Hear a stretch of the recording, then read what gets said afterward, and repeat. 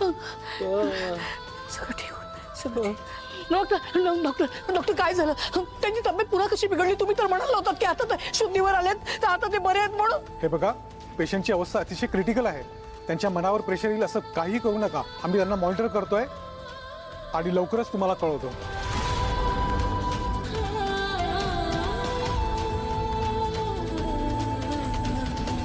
Mrs Lakshmi Dalvi, I am sorry, पण आम्हाला तुमचं स्टेटमेंट घ्यावं लागेल.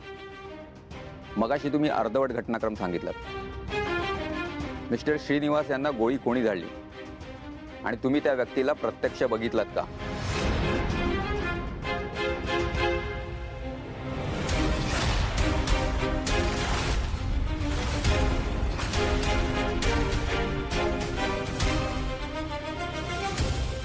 आई, काय झालं?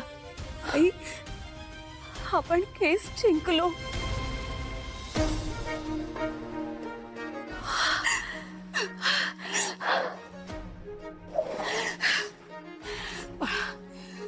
तुझ्या जिद्दीने ही केस लढली आहेस ना, तुझं कौतुक करावं तेवढं थोडं आहे. आई, त्या जल नावाचं वादळ कायमच आपल्या आयुष्यातून निघून गेलं. आई,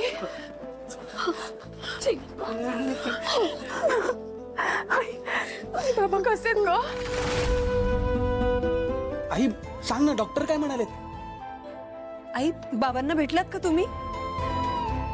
आई सांगा ना काहीतरी प्लीज.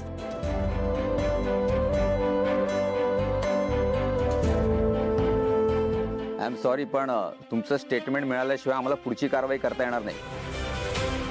मिस्टर श्रीनिवास दळवींवरती गोळी कोणी झाडली?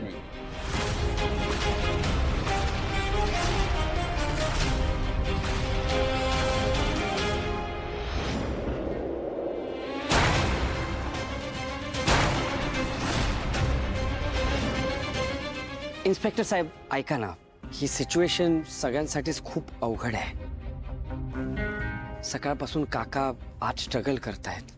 साइड बाय साइड कोर्ट केस सुरू होती. आत्ता कुठे ती संपून सगळी फॅमिली एकत्र आली आहे.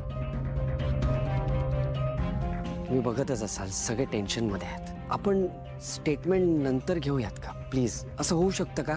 हवं तर मी काकूंना घेऊन येतो पोलीस स्टेशनमध्ये स्वतः, पण प्लीज नंतर करूयात काय? ठीक आहे, पण ही प्रोसिजर जेवढा लवकर होईल तेवढं आमच्यासाठी खूप चांगलं आहे. निघतो आम्ही. Thank you sir. चल.